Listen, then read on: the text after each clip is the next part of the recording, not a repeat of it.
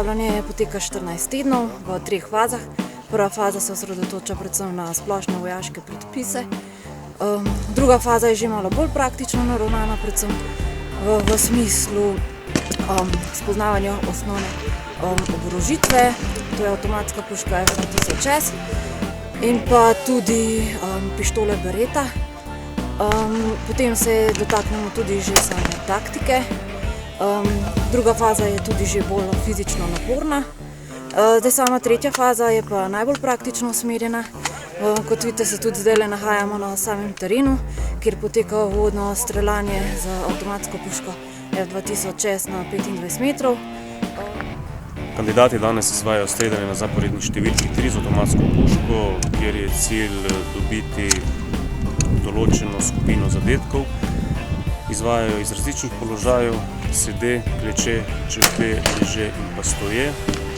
Uporabljati morajo pravilne tehnike dihanja, merjenja in pa proženja. Jaz mislim, da s trudom se da tukaj doseči marsikaj. Pomembna je sama volja. Če imaš voljo do dela, lahko uresničiš marsikateri zastavljeni cilj, ki ti ga Slovenska vojska tudi dejansko ponuja in tako možnosti v napredovanju in znotraj samega sistema. Če je volja, je tudi pot.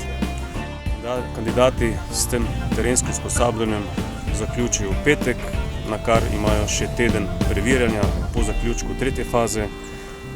Po tednu premora začnejo z ponovnim usposabljanjem in sicer usposabljanjem na OVSO-ju, kjer po zaključku 6 tednov dobijo ved strelec. Tako je njihovo usposabljanje v veščinskem centru Vipave zaključeno in njihova pot v službi domovine se nahaja v bojnih enotah Slovenske vojske.